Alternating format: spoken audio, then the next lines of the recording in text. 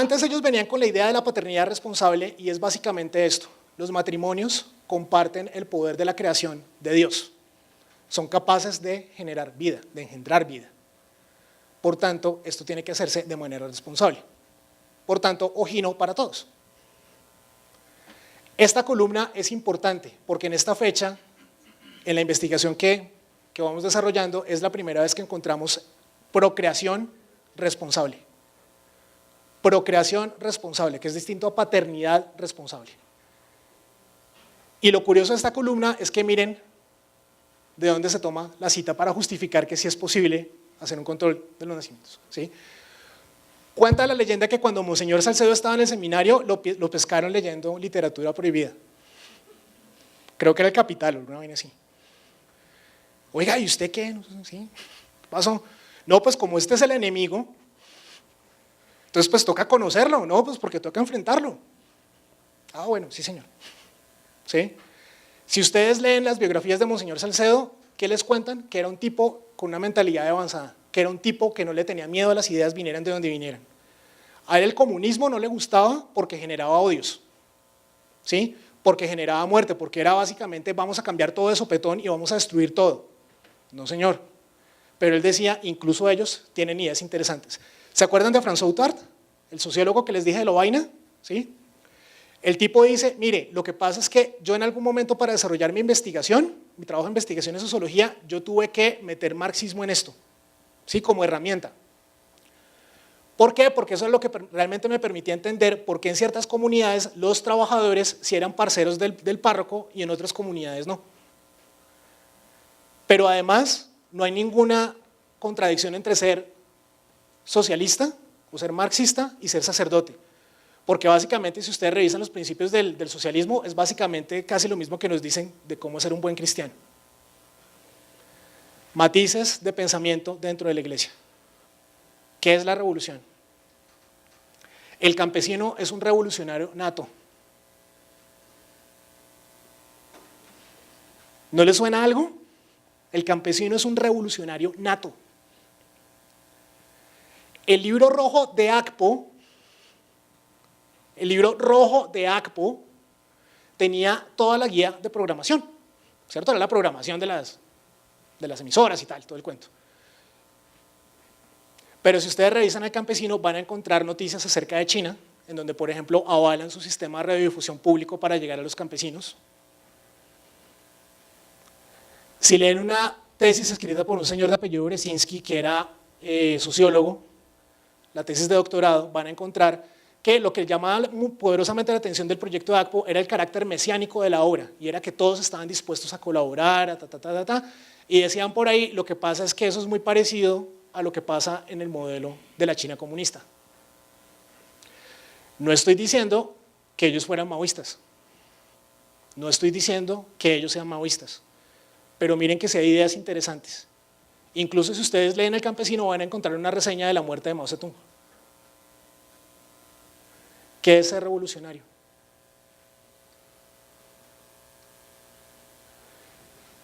Esa columna generó tanta polémica que hasta entiendo que les tiraron piedras, les llegaron un montón de cartas, bueno, en fin, ¿sí? Que maltusianos, comunistas, ¿no? Y entonces, no, espere, es que estamos hablando desde el verdadero sentido del amor en el matrimonio. Entonces arranca la campaña en ese entonces, la campaña del amor. Y le piden a los campesinos en las regiones que empiezan a enviar sus cartas con frasecitas que resuman para ellos cuál es la idea del amor. Hoy en día muchos jóvenes estamos equivocados. Creemos que el amor es sexo. El amor es algo con lo cual no debemos jugar. Y crece la bola. El que sabe, sabe. Humane vitae. ¿Listo? Humane vitae. Manda el Papa a los médicos que consideren como deber propio de la profesión adquirir toda la ciencia necesaria para que puedan dar a los esposos que los consultan sabios consejos para que ellos, bueno. Lo que decía la encíclica era, yo no estoy de acuerdo con la píldora, no estoy de acuerdo con el DIU, todo el cuento, la ciencia tiene que avanzar para ofrecer otros mecanismos alternativos que no vayan en contra de la moral católica. Pero ellos dicen, no, mire, usted puede ir a consultar al médico, si el médico le tiene que dar información. Y no solamente al médico, le puede preguntar al cura también. Ellos nunca le hicieron publicidad, hablaron de los métodos, pero nunca les hicieron publicidad ni le dijeron a la gente, y esto muy de la mano con el modelo pedagógico de ellos. Yo no tengo por qué decirle a los campesinos qué pensar. Yo tengo que enseñarles a pensar por sí mismos. ¿Sí? Entonces, ellos nunca le hicieron publicidad a un método de anticoncepción específico. Pero blanco es...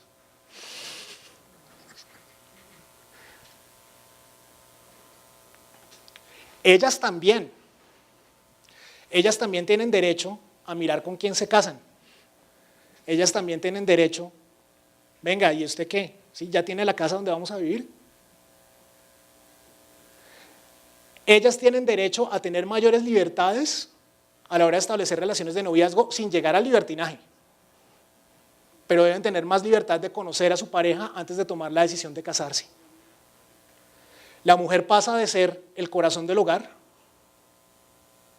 ¿Sí? Decían en 1960 y punta que las mujeres que tenían éxito en la vida eran las que sabían cocinar. En el campesino. Pero ya saben por qué, ¿sí? O sea, ya volvimos la película un poquito y uno puede entender más o menos qué era lo que pasaba.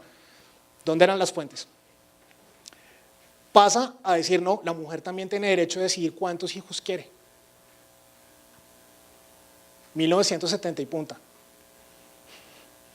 O sea, para la época esto ya era casi que la teoría de Einstein aplicada. Sí, o sea, de ese nivel de pensamiento avanzado estamos hablando. Porque somos machos no vamos embarazando mujeres a diestra y siniestra. Moral mala entendida. Muchos piensan que todo lo relacionado con el sexo es pecado. Una falta grave ante Dios, dicen otros fragmentos, es la ignorancia culpable sobre este tema, es que yo no averiguo. Debemos aprender los asuntos relacionados con el sexo para poder obrar libre pero responsablemente en los actos que conducen a la procreación de una nueva vida. Esto no solamente pasaba en el campesino. ¿Se acuerdan de las campañas? ¿Sí? ¿Se acuerdan que había una campaña de recreación? ¿Sí? En esa campaña de recreación, por ejemplo, le decían a los campesinos, venga, haga teatro.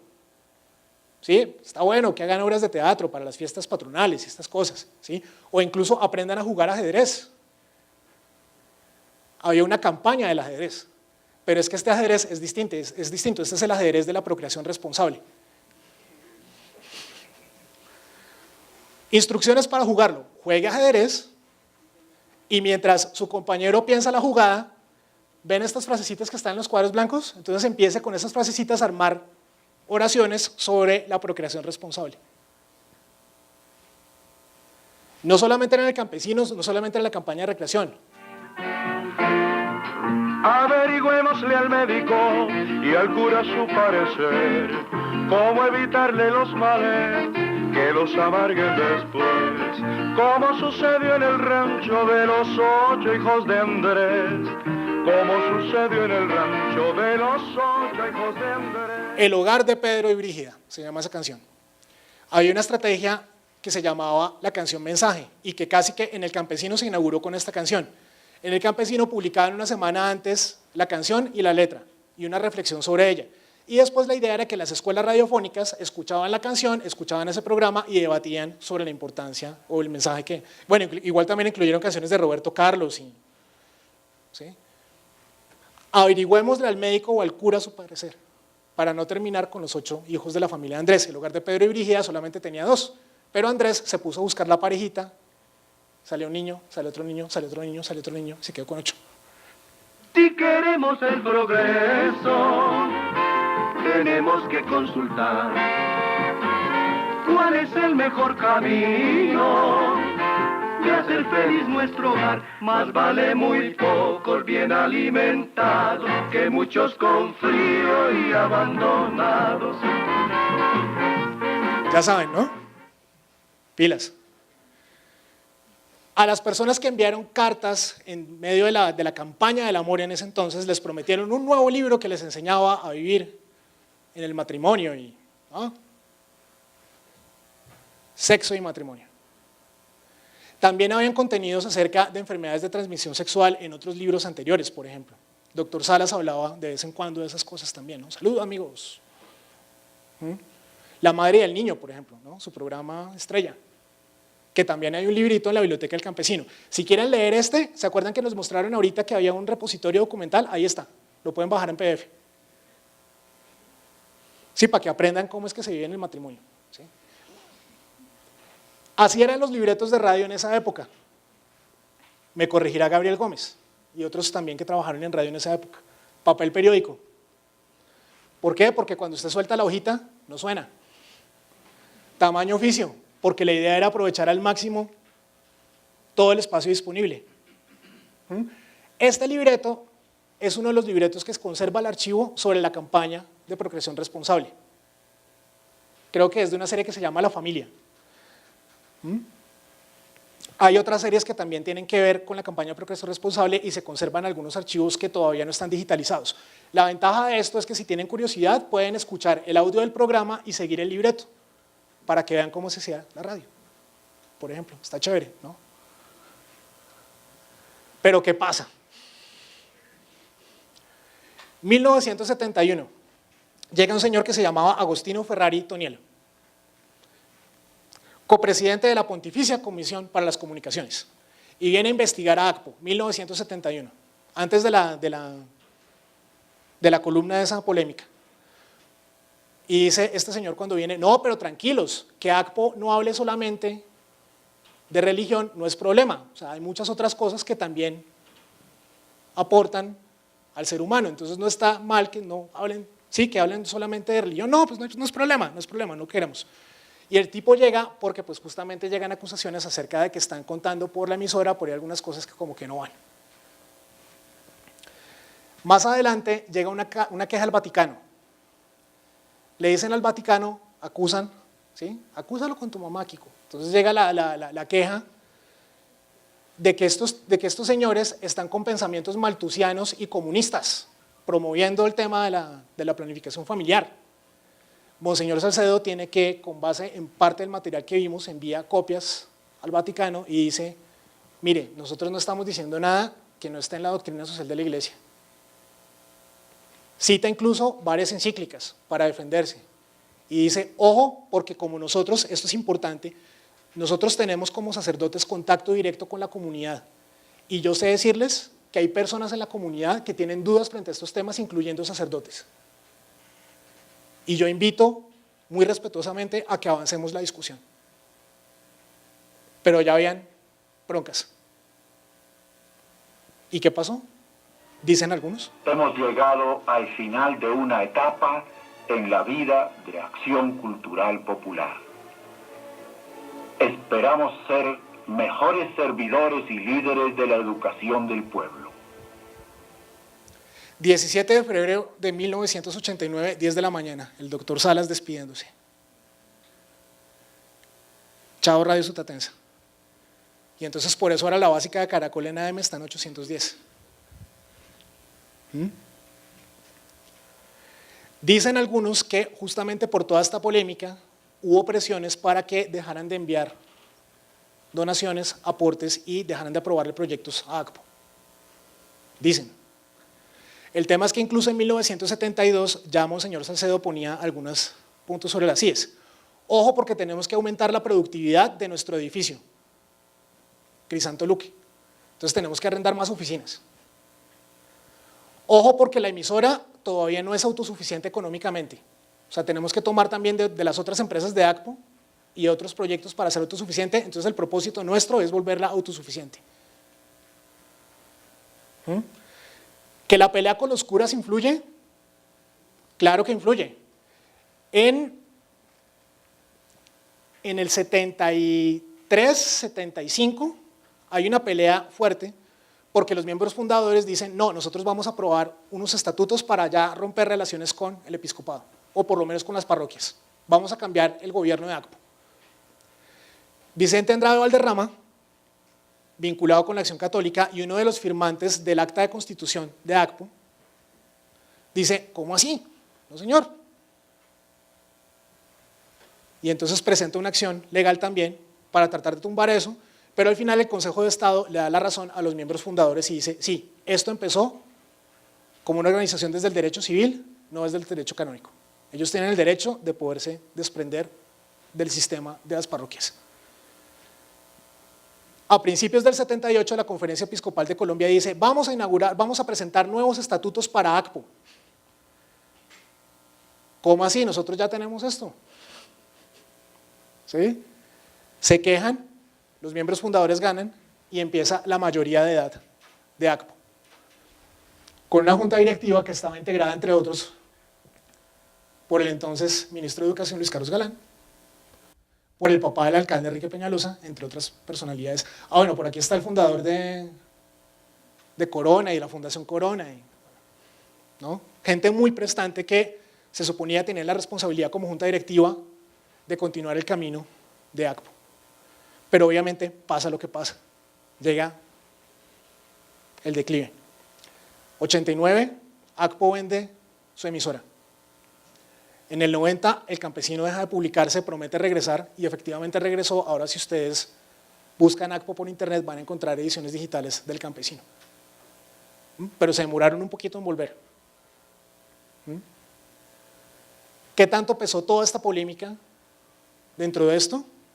Pues señoras y señores, hay un archivo fabuloso que pueden venir a consultar aquí. La información está por recopilarse. Pero además de eso, pues recuerden que nos hicieron la invitación de seguir a Banrep Cultural. Recuerden que en esta página también pueden encontrar información acerca de ACPO y de Radio Sutatensa e incluso la exposición. Por ahí, en esta revista hay un articulito que les cuenta la historia de la campaña de procreación responsable y de la pelea con los curas. Van a seguir apareciendo cosas, pensando justamente en la pregunta que quiero que se lleven, ¿qué es revolución?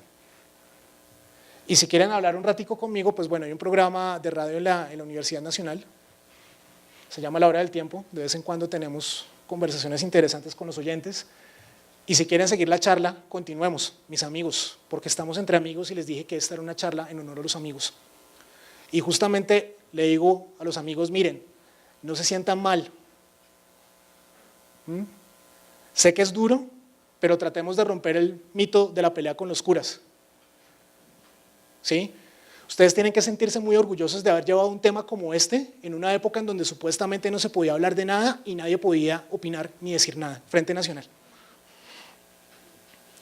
Ustedes llevaron a los campos un tema trascendental a la hora de pensar qué es el desarrollo en Colombia. Qué triste es que ustedes querían tumbar un tabú y por cosas del destino se creó otro. Rompamos ese tabú también y es una invitación como amigo. Saludos amigos.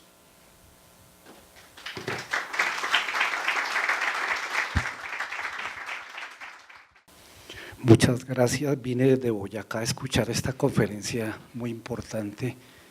Dirigí una tesis de una niña de Sutatensa, allá está la Pedagógica Nacional hoy, quería retirarse, etcétera. Es un pueblo que lo estigmatizaron porque allá es Roda Sierra, nefasto para la historia del país, pero al parecer como que fue un falso positivo este señor. Qué chévere que Alejandro nos permita mucho resignificar ACPO, Radio Sutatensa y todo lo que alrededor de ello había. Y entonces yo relacionaba esto de la emisora también cómo fue a Alemania el teniente coronel Rojas Pinilla, tunjano, boyacense también. De Tunja, ¿no? Y sí, y trajo eso porque al parecer pues el poder siempre ve la importancia de esos medios sonoros y audiovisuales. Pero veo que hay otros actores dentro de este proyecto que seguramente desde esa época estarían hablando del LGBTI, yo qué voy a saber, cosa que era intocable en esas épocas. Entonces, pues básicamente lo que quiero comentarles es que estaré muy pendiente del canal en YouTube para repasar esta conferencia porque me sirve para un poco de cosas. Personalmente estoy a punto de ir a uno de los 170 municipios que tienen planes de desarrollo con enfoque territorial, que estos acuerdos recientes con la insurgencia lograron, que quedan muy retirados, pero pienso que solidariamente tenemos que ir a aportar. Vamos a ver si engancho, estoy tratando de aplicar ahí, pero lo primero que expusiste pues me pareció muy importante porque hoy día hay cosas que hay que hacer aún que ellos estaban haciendo desde 1947. No quiero extenderme más, pero ese era el comentario que quería hacerle. Muchas gracias. A usted muchas gracias y le boto otras perlitas. A finales de los 70, ACPO hizo un artículo para explicar a los campesinos qué era eso de los punks. ¿Serio? Consulten al campesino, ahí está. Y lo interesante del cuento es que incluso ellos decían, ojo, no, con calmita que estos tipos no son, o sea, usted los ve y asustan y toda la vaina, pero no, mire, lo que pasa es que esto viene de, ¿sí? Pensamiento de avanzada. Pero mire que incluso es curioso cómo hay cosas que no cambian. ¿Se acuerdan los fragmenticos que yo pasé de los pedacitos del campesino que proyectamos, en donde hablaban acerca del avance del comunismo y estas cosas? Por ahí hay una nota sobre los secuestrados que tenía Tiro Fijo. En esa época no se hablaba de las FARC. Si ustedes leen ese artículo, en esa época se hablaba de las bandas criminales. Hay permanencias y hay cambios como todo, ¿no? Y de eso se trata de mirar para atrás, ¿no? Muchas gracias. Yo solo quiero resaltar un aspecto del trabajo de Alejandro Lopera que me parece que además coincido con la intervención del amigo que vino a visita desde Tunja, y es que no podemos quedarnos, y la historia, la investigación de la historia es eso, con estas verdades de buenos y malos, y particularmente quiero referirme a un texto que ha pesado mucho en el contexto de la historia de la radio en Colombia, que es el texto de Reinaldo Pareja, en donde justamente la visión de ACPO es una visión muy maniquea, una visión muy de buenos y malos, que cuando uno entra a mirar la historia de ACPO se encuentra con otras realidades. Tampoco quiere decir ahora que ACPO, entonces ahora son los buenos son ACPO y los malos son los otros, sino que hay que mirar la historia en lo complejo que es y en la complejidad que tiene el accionar de todas las personas en la historia. Creo que me quedo con un texto que sé que con seguridad se consultó, que es el de la modernidad, escrito por quien fue director también de la Luis Ángel Arango, el maestro Jorge Orlando Melo, y ACPO creo que es el mejor ejemplo que uno puede encontrar de ese concepto que él desarrolla de la modernidad tradicionalista, que es un concepto paradójico y complejo en sí mismo. Muchas gracias. Cuando pregunto qué es revolución, va muy en la línea de lo que les pregunté esta exposición, justamente, qué tan revolucionario era el proyecto de ACPO. Y justamente esto es un muy buen llamado en este momento. Recordemos a Fernán González y Poder y Violencia en Colombia, y en este momento nos dice, tenemos una oportunidad de oro, señores, en este momento, y es que podemos cambiar o podemos transformar la manera en que nosotros creemos que nos relacionamos entre nosotros. Y al transformar la manera en que nos relacionamos nosotros, cambiamos el poder, señores. Cambiamos la manera en que nosotros construimos este país y tenemos una oportunidad de oro. Y no podemos desaprovecharla pensando en blanco y negro. Ahora, para tranquilidad de don Gabriel, hay en este momento una producción muy interesante. Aura Hurtado, busquen por ahí en Google, tiene una tesis de maestría que presentó recientemente en la Universidad de Sao Paulo, muy interesante, en donde compara las cartas que llegan a ACPO con las zonas en donde se enviaron los radios, para poder entender cómo esto ayuda en el tema de las transformaciones, e incluso entender esas decisiones de quiénes iban a los institutos campesinos. Y hay muchas personas incluso ya trabajando desde la historia regional para poder entender cuál fue el impacto que tuvo ACPO en las regiones. Un pecado que tengo que confesarles, ya saben en este momento las dificultades que tuve para consultar fuentes. Espero que ahora que podemos avanzar un poco más, pues la cosa sea un poco más rica y podamos dar más elementos. Pero están apareciendo muchas investigaciones en las regiones que nos permiten justamente entender cuál fue realmente el impacto de ACPO, qué tan grande fue eso, qué tan importantes o qué tan trascendentales fueron las innovaciones y cómo fueron recibidas por las personas. Entonces, si ustedes buscan por ahí en revistas científicas de las regiones o incluso en publicaciones, por ejemplo, incluso en Boyacá están publicando cantidad de cosas, si ustedes buscan por ahí van a encontrar muchísimos más relatos, afortunadamente, acerca de ACPO, y creo que es la ventaja no solamente de hacer estas conferencias, de tener la exposición, sino también de tener este archivo ahí. Es que hay una oportunidad de oro incluso para contar parte de la historia del país y de la historia de los campos. Hola. Muchas gracias. Dos preguntas y tienen un poco que ver con lo que acabas de decir, y es la recepción. ¿Qué tanto frente a este tema del control de población se puede advertir la recepción de la población en las cartas que remitían? Porque, claro, seguramente el discurso para ese momento para ellos también debía chocar mucho, y hasta dónde también puede haber esa recepción conservadora, por llamarlo de alguna manera, de la misma población diciendo, pero ¿por qué esto? O sí se ve o no, o realmente de una vez lo acogen, o se dan cuenta que acá hay un discurso contrario a lo que ellos venían viendo seguramente en la misa diaria. Y la otra pregunta es un poco, ¿qué tanto está por aquí la teología de la liberación en todo el tema con Radio Sutatensa y con ATCO? Vale, listo. Entonces empiezo por el tema del impacto. Los estudios de audiencia son más o menos recientes, entonces es muy difícil realmente saber, por eso es que lo de Aura es tan potente, porque realmente es una muy buena alternativa para poder resolver ese problema que tenemos, y es que no sabemos realmente cuántas personas escuchaban Radio Sutatensa, ¿sí? Les puedo contar detallitos. Yo particularmente no creo que el tema de los radiecitos que solamente usted podía escuchar Radio Sutatensa y no más, era una estrategia malvada de la iglesia para dominar toda la audiencia de la radio en Colombia, que está publicado, ¿sí? Y me disculpan, pero básicamente casi que era un problema de uso. Incluso muchas escuelas radiofónicas después se montaron con radios normalitos, ¿sí? Que no le compraban a ACPO.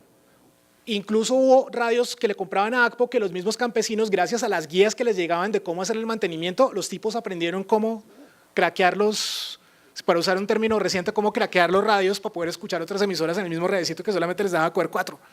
¿No?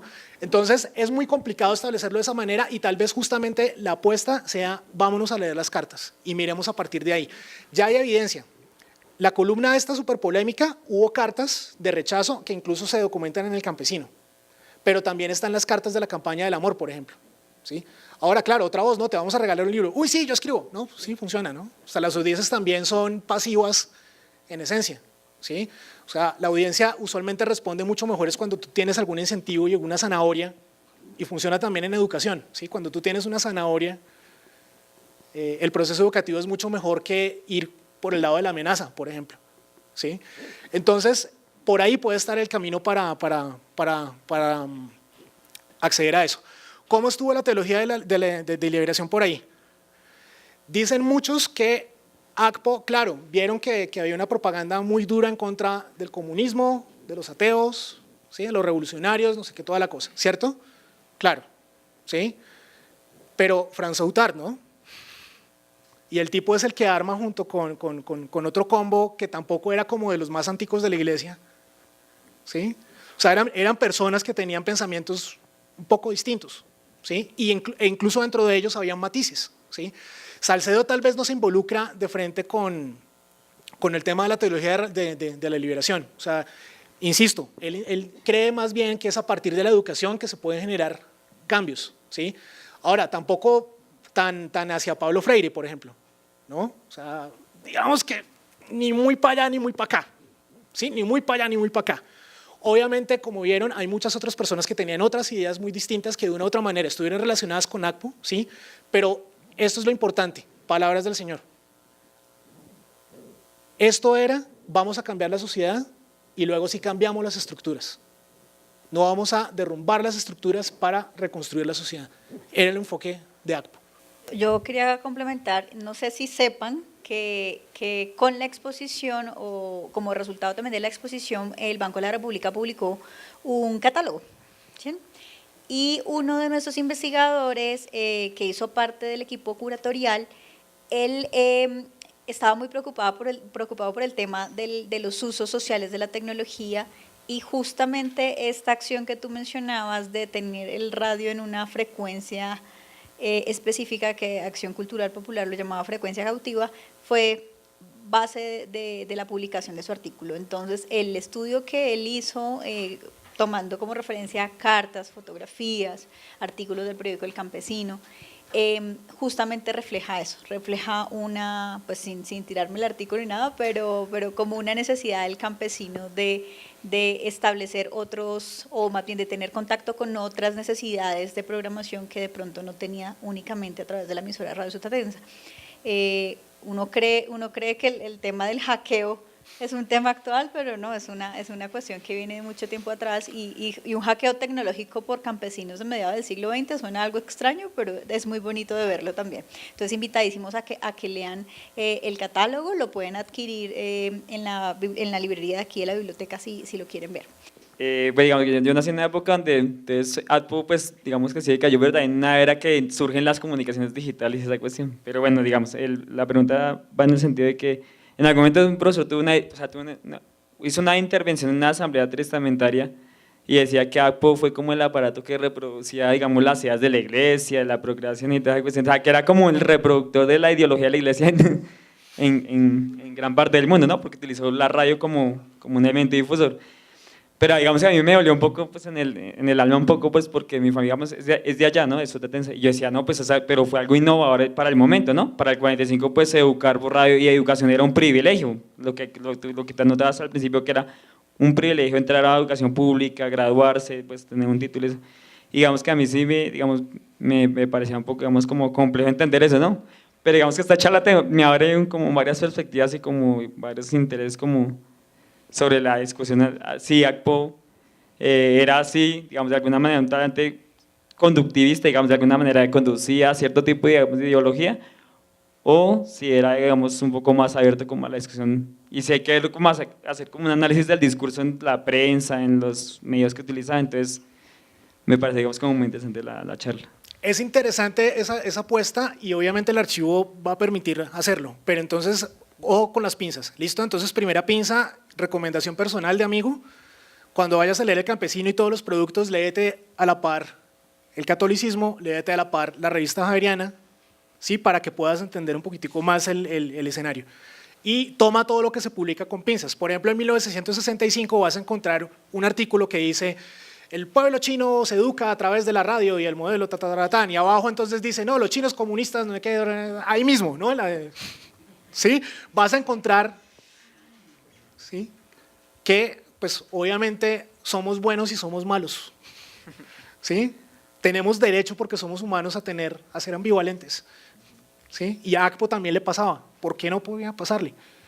¿Sí? Y no quiere decir que eso sea bueno o malo, simplemente era, ¿sí? Hay que tener eso presente y agarrarlo con pinzas, ¿listo? Otro tema que también puede ser interesante es, ojo también con las cartas, porque es donde realmente uno ve, oiga, esto qué era lo que estaba pasando, y valdría la pena leer las cartas de la mano con el campesino también, porque incluso a través del campesino se respondían algunas de esas cartas si te interesa el tema del análisis de discurso. Y ten en cuenta también que estamos hablando UNESCO, ¿cierto? Su idea de la educación integral, ¿sí? Ten en cuenta la Alianza para el Progreso, ten en cuenta todo lo que estaba pasando en la Universidad de Lovaina. Por ahí hay una biografía, quién sabe si se puede conseguir ese libro, que es la biografía, digamos, autorizada de las memorias de François Outard, por ejemplo. Eso da también muchas luces para poder entender cómo fue ese proceso, a pesar de que no menciona muy directamente el tema de ADPO, lo menciona como por los laditos, pero sí da a entender de dónde venían esas ideas, ¿no? Muchas personas dicen, no, es que Radio Sotatensa fue la primera emisora comunitaria del mundo. Sí, no, ¿sí? Sí, porque claro, pues fue una emisora que nació en la comunidad, ¿cierto? Pero el propósito de ADPO era vamos a capacitar a adultos y vamos a acompañar a la comunidad, ¿cierto? Pablo Freire tenía otra idea acerca, y pues sus discípulos tenían otra idea acerca de cómo se tenía que hacer educación a través de la radio y cómo se tenía que trabajar con la comunidad a través de la radio. Y justamente pues cuando en Sotatensa nace todo este movimiento mundial de emisoras comunitarias y todo el cuento, pues obviamente hay una idea que no va con la otra. La ventaja es que afortunadamente ellos siempre fueron muy coherentes, fueron muy juiciosos, fueron muy pulcros, fueron muy pulidos, y cuando te metes a estudiarlos y quieres entender justamente qué era lo que estaba detrás de ese discurso, no hay pierde, la tenían clarísima. Pero sería un tema muy chévere. ¿Cómo ver desde la óptica de ADPO, teniendo en cuenta que estábamos viviendo en el contexto de una constitución del 86, donde existía un Estado, digámoslo que castrado prácticamente en romper estructuras o paradigmas que sí los pudo romper ACPO, porque hizo un trabajo muy de avanzada, un trabajo coherente. Incluso algunos se atreven a decir de que, usted preguntaba acerca si fue revolucionario ACPO o no, algunos se atreven a decir de que ACPO fue la constituyente antes de la del 91 de los campesinos. ¿Por qué?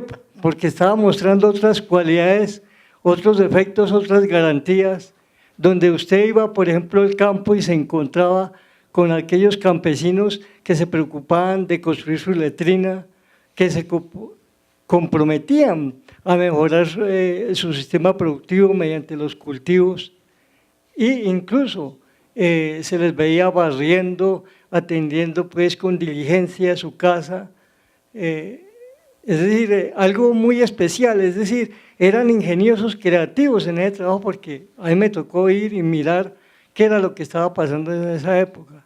Y lo de que usted dice que los libretos tocaban en hoja de papel periódico, es cierto, porque yo luché con ese papel periódico durante más de 10 años en un programa que tuve en Radio Sutatensa. Entonces, de manera pues de que eso es válido, y yo considero que ACPO, a pesar de lo que se diga, a pesar de que Camilo Torres haya dicho que era para enajenar las mentes de los colombianos, no, rompió paradigmas, abrió un futuro promisorio, tuvo una visión nueva, así queramos desconocerlo, así digamos que no, así digamos que estaba imperando la Iglesia Católica, Apostólica y Romana, no, porque de todas formas en los programas que manejé tuve un pluralismo muy amplio que me dejaron trabajar como nunca, y nunca me hicieron censura para nada. Entonces, de manera pues de que yo creo que ACPO fue un gran capital, y un capital que, a pesar de que está aquí en la Biblioteca Luis Ángel Arango, debemos de cuidarlo como cuidar una planta, como la cuidan los campesinos. Muchas gracias. Agarren esto con pinzas, claro, agarren esto con pinzas. Piensen que, por ejemplo, en algunos de las evaluaciones que hacían, criticaban y decían, no, es que ACPO habla de que tienen que cercar la casa, ¿no? Y entonces, dentro de los resultados de la investigación, demostraban y denunciaban que una señora perdió todos los ahorros de su vida porque entonces había que cercar la casa, ¿cierto? Y entonces ya coges un montón de ladrillos y se gasta todos los ahorros de la casa en ladrillos y en cemento para cercar la casa, porque es que el cura se había dicho que, ¿no? Entonces, eso también hay que averiguarlo. Claro, como discurso es fabuloso. El tema es que también hay que entender en las regiones, y ojalá podamos encontrar más pistas además de este archivo y de las cartas acerca de cómo sucedía, ¿sí? Cómo se generaba, cómo circulaba y cómo se apropiaba ese conocimiento en torno a las innovaciones que ACPO daba. Y ahí es donde uno realmente puede entender qué tan potente fue, qué tan revolucionario fue, qué tan de avanzada fue o qué tan retrógrado fue. Y es válido, ¿sí? O sea, cada cual habla del baile según cómo le fue, y yo creo que está bien. Buenas noches, mi Hola. nombre es Elida Carreño, trabajé en Acción Cultural Popular como asistente cultural corresponsal en la sede que tenía en la 39, en la sede principal, luego después la vendieron a Caracol. Yo digo que Acción Cultural Popular la quise mucho, trabajé del 78 al 83. Digo que es un sistema educativo muy bien estructurado porque comenzaba en la familia estaba el asistente cultural, que podía ser un hijo que le estaba enseñando a los papás y a los hermanos. De ahí sobresalía uno, que era el que iba a los institutos de Sutatensa. Todavía existen los institutos de Sutatensa abandonados. Yo me quedé a dormir en Lástima porque están abandonados. Yo me quedé a dormir en el Instituto de Varones de Sutatensa. Y era el año 2000 algo y todavía separaban a los hombres con las mujeres. ¿sí? Las mujeres tenían que estar de los perversos hombres. De ahí salía el auxiliar más sobresaliente al instituto y hacía el curso de líder. El curso de líder ya le daba responsabilidad a esa persona para que él visitara varias veredas, y de esas varias veredas él tenía que hacer un programa. Hacíamos en enero, se hacía el programa anual para ya todo el año lo que se iba a hacer. Y semanalmente él tenía que pasar el programa, mandarnos el programa de cuántas visitas hizo, cuántos líderes, cuántos auxiliares había formado, y si tenía una actividad sobresaliente, ese líder iba nuevamente a los institutos a seguirse preparando ya como supervisor. Ya como supervisor era ya un empleado de Acción Cultural Popular, ya recibía sueldo, se le daba viáticos para seguir viajando ya por todo el país, ya no solo, y Acción Cultural Popular atendió todo Colombia, era por zonas, eran 7 zonas y se atendía por zonas. Yo atendí lo que fue los territorios nacionales en ese entonces, Caquetá, Amazonas, Putumayo, los indígenas ávidos de conocimiento escribían esas cartas que uno tenía que traducir, pero hermosísimas, porque, como decíamos, ellos dejan de comerse un pan para pagar el correo para hacer llegar esa carta. Y entonces era también estructurado ese sistema que nosotros a través de las cartas, por ejemplo, corregíamos la carta, esa carta tú la puedes corregir en la cartilla escritura, en la página tal y tal, puedes escuchar el programa de tal hora a tal hora, ¿sí? Entonces ahí se estaban ayudando con el asistente, con la correspondencia, con la emisora, con el periódico en tal página tal, con el radio, con el disco, también hay unos discos grandísimos, disco estudio, entonces en el disco estudio también podían avanzar en el conocimiento, reforzar todos esos conocimientos. Monseñor Salcedo era un señor de avanzada. Aquí tuvimos lo que fue la editorial Andes, que era la editorial súper avanzada aquí, no solamente en Bogotá, sino yo diría en Colombia, donde se mandaba a hacer todo lo que era lo de impuestos, todo el Estado se mandaba a hacer allá, y era de una calidad tremenda. El problema fue los gerentes, que cada uno hacía para lo suyo y no tenía ese cariño, por continuar la misión que estaba siguiendo Monseñor. Lo mismo pasó, pues la emisora era también súper potente, llegaba a Japón, del Japón nos llegaban cartas, entonces no era que era una emisorcita, sino era una emisorzota que llegaba a muchos países, entonces doy conocimiento que llegaba a muchos países, entonces Sutatensa era y será un ejemplo no solamente para Sudamérica, sino para todo el mundo. Y todo empezó en una faldita, ¿no? Sí, yo terminé queriendo mucho a Sutatensa porque me tocó, salimos en ese entonces 1.200 trabajadores, porque ya Monseñor no le daban ayudas, ya no siguió recibiendo ayudas, sobre todo él salía a viajar y a recibir ayudas internacionales, pero entonces ya empezó a enfermarse Monseñor y ya las ayudas dejaron de llegar. Y hay quienes dicen que justamente porque esto creció tanto, hasta de pronto también por eso, y como creció tan rápido, de pronto también no se le jugó en contra. Pero sí, sin duda fue un monstruo, o sea, era impresionante. Y lo que más llama la atención es que, en serio, cuando ustedes revisan todos los documentos, todo es impecable, impecable, de una calidad, de una factura impresionante. Y así, ¿no? Produzca rapidísimo. Aquí hay docentes, compañeros míos, entonces estaría bueno también como, ya que estamos insistiendo en que tenemos que cambiar a partir de los conocimientos que damos, justamente lo que pasa ahora en los medios, pues una buena oportunidad, por ejemplo, incluso de tomar los libretos de Sutatensa en las clases de radio y escuchar los programas y ver cómo se hacían estas cosas. Pues no vamos a devolver la producción de radio 40, 50 años, ¿no? Pero si hay métodos de trabajo y hay cierto rigor que puede ser interesante volver a recuperar, ¿sí? Y justamente hacer ver que eso es importante, porque básicamente estas personas se debían a su gente y por eso lo hacían con cariño y eso se nota. Buenas noches. Buenas noches. Bueno, mi nombre es Durley Marroquín. Yo quiero contar también, digamos, la experiencia porque yo viví mucho tiempo en el campo y fue la época de que estaba Radio Sutatensa y yo fui uno de los que aprendí a leer y a escribir por Radio Sutatensa. Generalmente en el campo a los chicos los llevan muy tarde a estudiar. A mí me llevaron a los 8 o 9 años. Radio Sutatensa por radio había las cartillas, entonces yo aprendí a leer y a escribir antes de que fuera. Cuando yo fui a la escuela, pues yo ya llevaba 3 años de saber leer y escribir. Inclusive mis hermanas participaron, yo tengo 3 hermanas, de las cuales fueron al Instituto Femenino de Formación. Se trabajó mucho en comunidad allá, se trabajó mucho de huertas caseras, granjas. Mi papá fue un gran agricultor y era un gran lector del Campesino. Fue quien me infundió a leer. Ahora que escucho, ahora después de que me formé, que llego a la ciudad, yo estuve más o menos hasta el 90 en el campo, y llego a la ciudad y veo ya esta exposición que me parece fabulosa, el enfoque que tiene. Cuando, sí, la percepción, uno siendo niño y siendo inocente, uno no sabía grupos políticos, cómo llegaba a la información y lo que importaba era, digamos, lo que uno aprendía. Ahora que veo todo lo que hay como detrás de todo eso, y ahora de que yo venía siendo, allá era una familia muy católica y conservadora.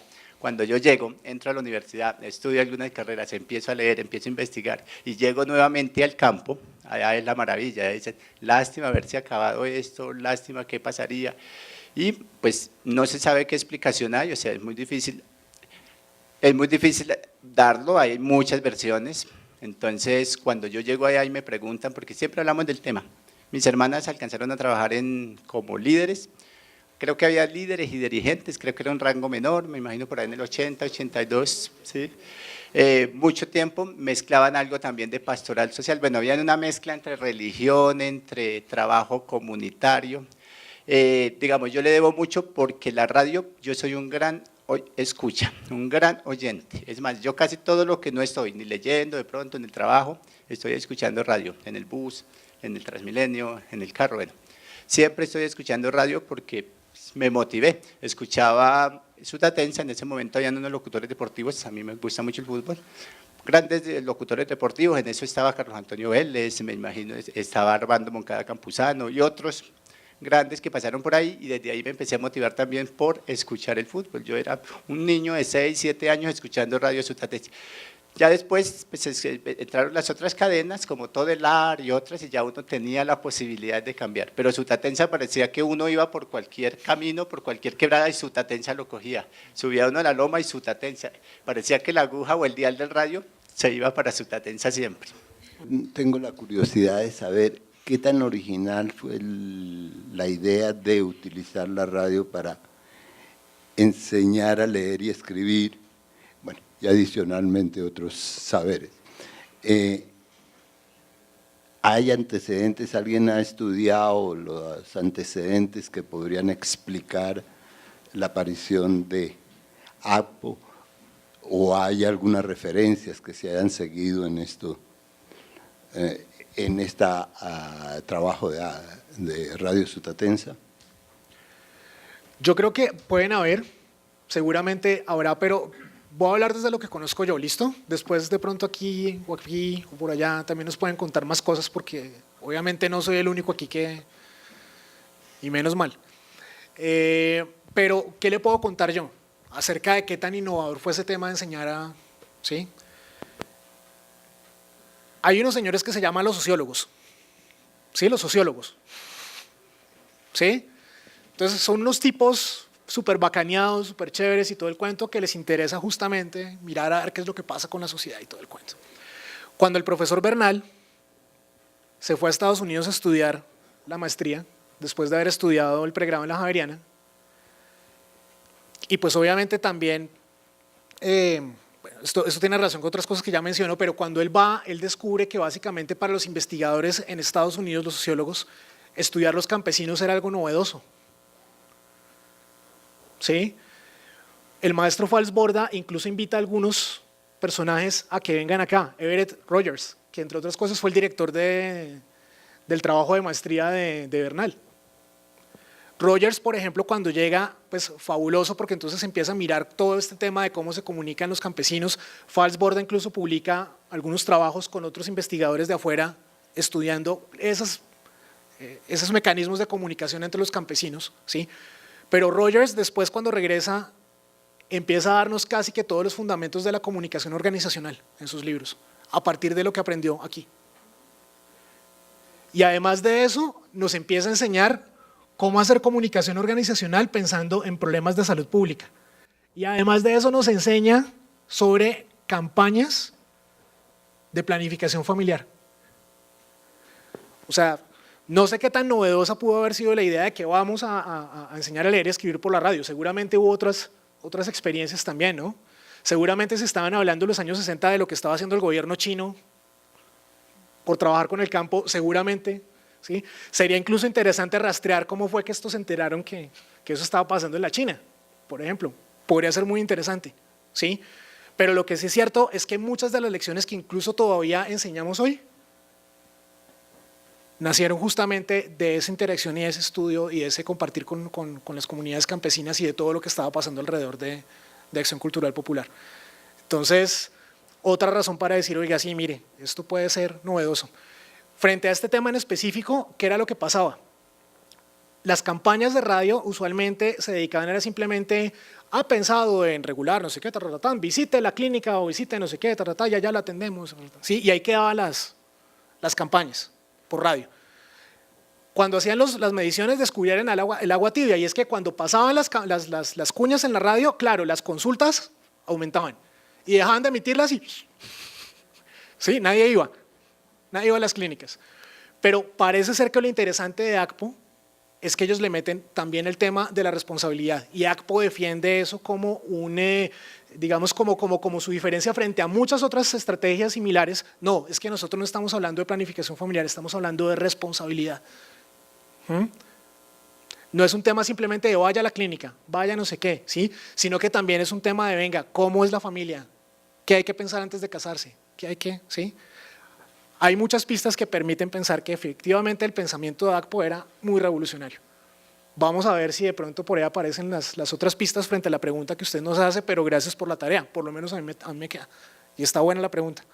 Buenas tardes a todos, y de verdad pues para mí es un honor poder compartir con pues, gente que sabe del tema y sobre todo gente que vivió todo el proceso. Yo vivo en Taiwán desde hace ya 5 años y bueno, pues ellos son como los maestros de la tecnología, todo el mundo está interconectado y creo que es algo como, bueno, de la radio saltamos a lo que es internet y todas las nuevas formas de comunicación. Y bueno, pues primero agradecerles a todas estas personas que nos han dado sus testimonios, porque pues yo fui a ver la exposición, he oído mucho a través de mi papá que también siguió mucho el proceso y tengo 2 preguntas muy puntuales. La primera, ¿en qué quedó ese programa de planificación familiar? ¿En qué vamos? Porque ahí como que se quedó un poco, bueno, pues cómo se dividieron, por qué se peleaban o cuáles eran como los puntos polémicos, si estaba implicada la iglesia y por qué es la iglesia, entonces también el tema de planificación familiar es polémico, pero pues para mí es un programa muy innovador en esa época, con esa mentalidad con la que pues que teníamos y que seguimos teniendo, porque en realidad es un programa revolucionario en la época y pues lo sigue siendo muy vigente porque ese tema sigue siendo tabú. Y pues el otro tema es lo que es tecnología y educación, que siempre nos ponemos como a preguntarnos, bueno, toca hacer más colegios, toca construir más colegios, pero no hay recursos. Y pues yo creo que Taiwán es un ejemplo a seguir porque ellos en una islita tienen interconectado a todo el mundo en las montañas, porque tienen una red de montañas en mitad de la isla, y ellos tienen profesores de matemáticas que los mismos estudiantes los van rankeando por el celular y van poniendo, porque allá también los campos se están despoblando mucho, los van categorizando, les van poniendo notas y si hay, pues es una aplicación que es muy de asiáticos porque es muy llena de muñequitos y tienen un profesor que es el estrella de matemáticas porque todos sus alumnos le ponen buena nota porque les ayuda a resolver los problemas. Y bueno, pues lo de ACPO es volver a ponerle el acento sobre la importancia de los campesinos. En algún momento Alejandro, mencionaste que eso de comida y campo y que nos limitamos a eso, es como si fuéramos vacas, pero pues yo creo que hacemos parte de la naturaleza y eso es lo más importante para nosotros, y es volver a revalorizar esa parte de lo que son los campesinos. Claro, vamos de atrás para adelante. Cuando me refiero a ese punto particularmente es que en algunos artículos te decían literal, a ver, Colombia tiene no sé cuántos kilómetros cuadrados y entonces tenemos tantas personas, eso quiere decir que cada persona tiene no sé cuántos kilómetros cuadrados, entonces es imposible que no vaya a caber toda esta gente. Ese era el cálculo, ¿sí? Porque ese era el argumento en ese entonces y por lo mismo se cae. Sí, porque obviamente nosotros además de comida y espacio necesitamos otras cosas para desarrollarnos como seres humanos. Lo entiende bien ACPO, lo entiende muy rápido y en función de eso pues responde, que es interesante. Pero además, más perlas. Ahorita todo el mundo está súper con, ¿cómo es? El hipermedia, ¿no? El transmedia. O sea, esto se lo inventaron hace mucho tiempo. Claro, la tecnología permite, cuando avanza, que este tipo de cosas se hagan de alguna manera más fácil, ¿cierto? O que sea más directa o que de pronto sea más barato, ¿sí? Pero la idea ha estado desde siempre. Tal vez el problema es simplemente que la tecnología avanza, a veces no avanza tan rápido como avanzan las ideas, ¿no? Pero es interesante ver que esto era una máquina de un montón de empresas trabajando en conjunto justamente para brindar este tipo de formación que es un tema clave. ¿Qué pasó con el discurso, en términos de discurso con la campaña? 1972, Chonelay, ¿cierto? No, pero ¿cómo se les ocurre? No sé qué, maltusianos, no sé qué, todo el cuento. Me perdonan la caricatura. Ah, sí, ¿cuántos son? Venga a ver. Entonces, sí, insisten, ¿no? Con fuerza.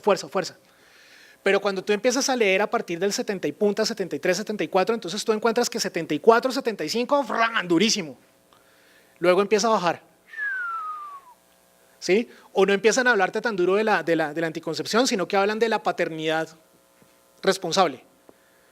Pero entonces seguramente, quién sabe si es que fue que bajó la polémica y entonces otra vez para arriba, y empiezan y luego otra vez, ¿sí?